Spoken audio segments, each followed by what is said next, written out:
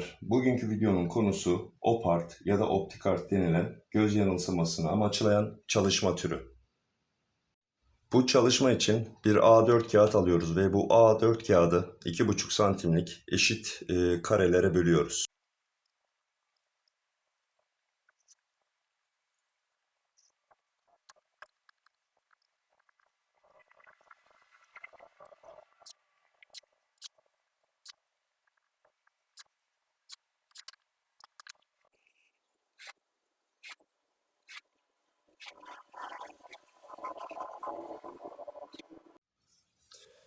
Kağıdımızı yatay 2,5 santimlik eşit parçalara böldük. Şimdi aynı işlemi bir de dikey olarak yukarıdan aşağıya yapıyoruz.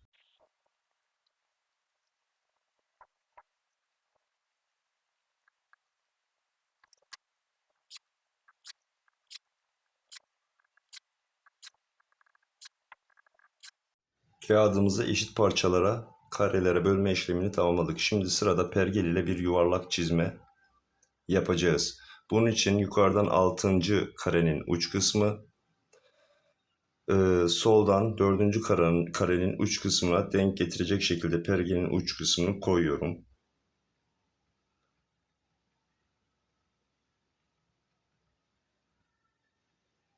Ve bir kareyi boş bırakacak şekilde ayarlıyorum.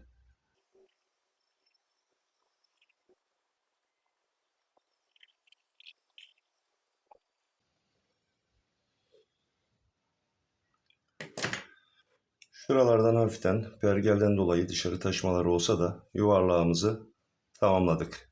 Şuradan bir kare boşta, soldan da bir kare boşta, yukarıdan 3 kare boşta, aşağıdan 3 kare boşta olacak şekilde ayarladık. Yuvarlağın tam ortasında bulunan çizgiyi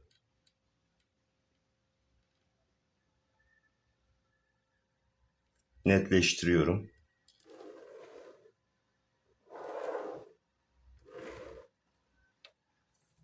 Diğer taraftan da tam ortasına gelen çizgiyi aynı şekilde netleştiriyorum.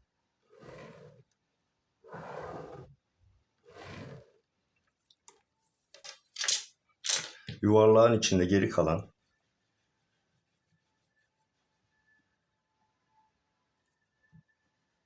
çizgileri siliyorum.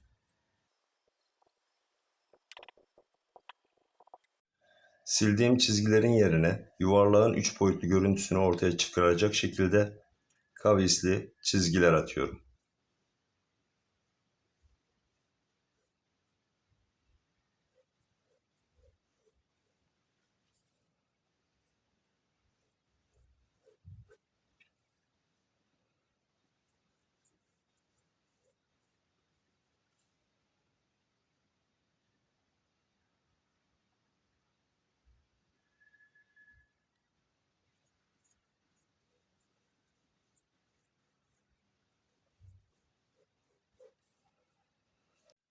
Şimdi bu çizgilerin, attığımız bu kavisli çizgilerin üst kısmının orta çizgiye olan mesafesini ölçüyorum. Burası hemen hemen 4,5 santime yakın, burası da 2,5 santime yakın çıkıyor. Aşağıdan ölçü alıyorum. 1, 2, 3, 4,5 şuralarda. Diğeri de 2,5 santime yakındı. 1, 2,5 santime yakın.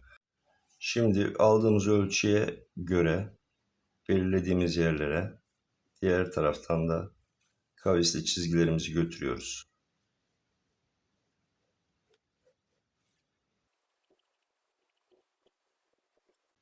Yukarıda ve aşağıda yaptığımız işlemin aynısını sağ ve sol yüzeyde de yapacağız. Ölçülerimiz değişmiyor. Aynı şekilde kavisli çizgilerimizi atıyoruz.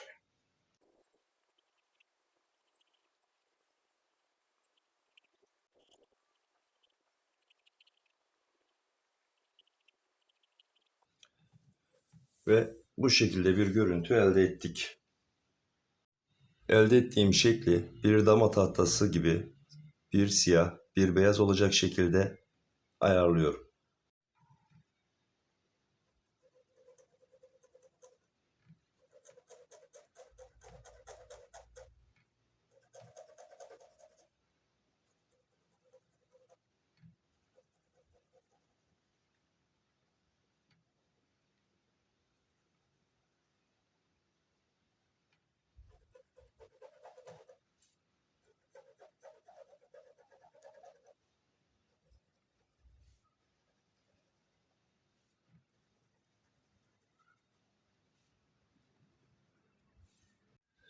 Belirlemiş olduğum bu siyah alanların içini dolduruyorum.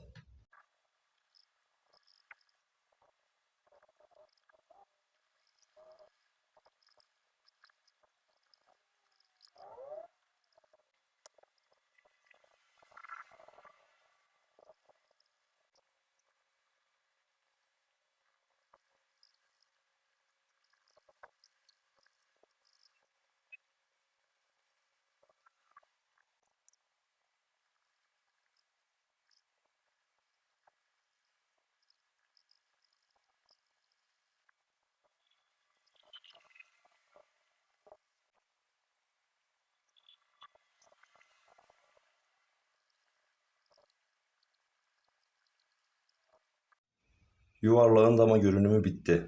Şimdi sırada arka plan var. Bunun için soldan başlıyorum. Şurada siyah bir alanımız var. Sonra şurada bir karemiz var. Burası beyaz. Demek ki burası siyah olacak. Şimdi buna göre diğer kalan bölgelerin hepsini devam ettiriyorum.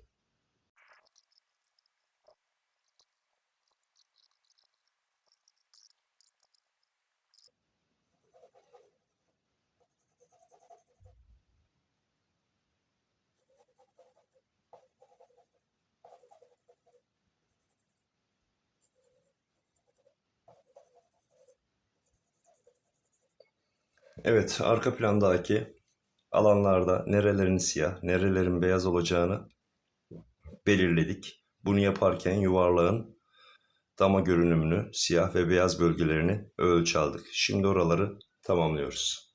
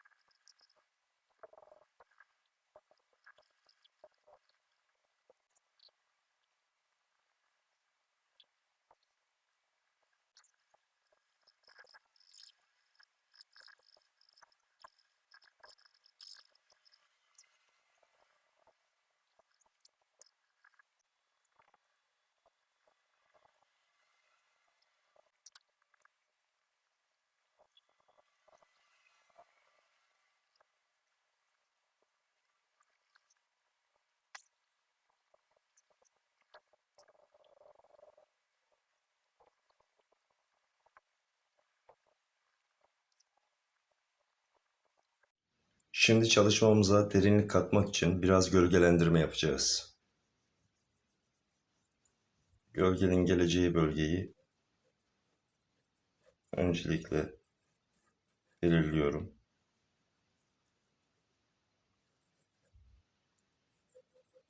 Sonra gölge işlemine başlıyorum.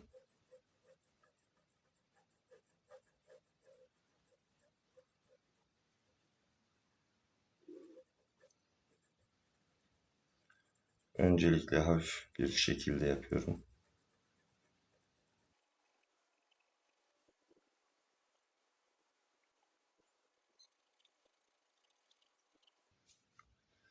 Şimdi dip kısımlara biraz daha koyuluk vereceğim.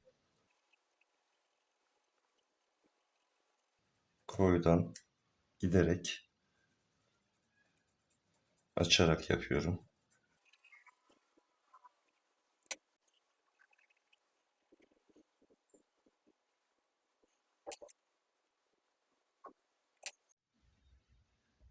kürenin üzerinde de gölgenin geldiği kısmı belirliyorum. Çizdiğim bölgenin aşağısı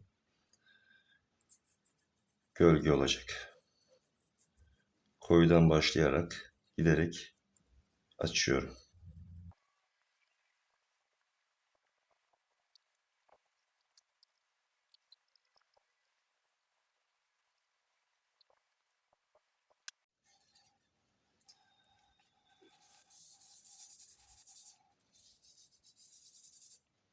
Burada kağıt peçete ile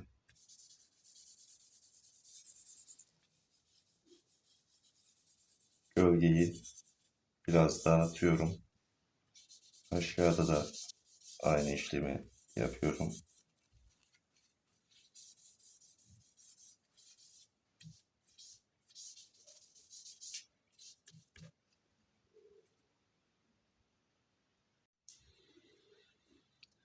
Beyaz pastel ile ışık alan yerlere biraz beyazlık veriyorum. Işığın çarptığı nokta.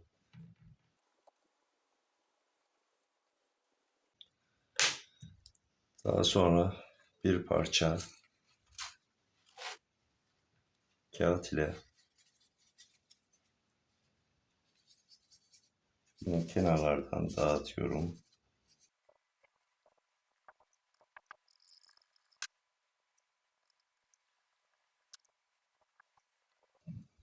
Çalışmamız bu kadar.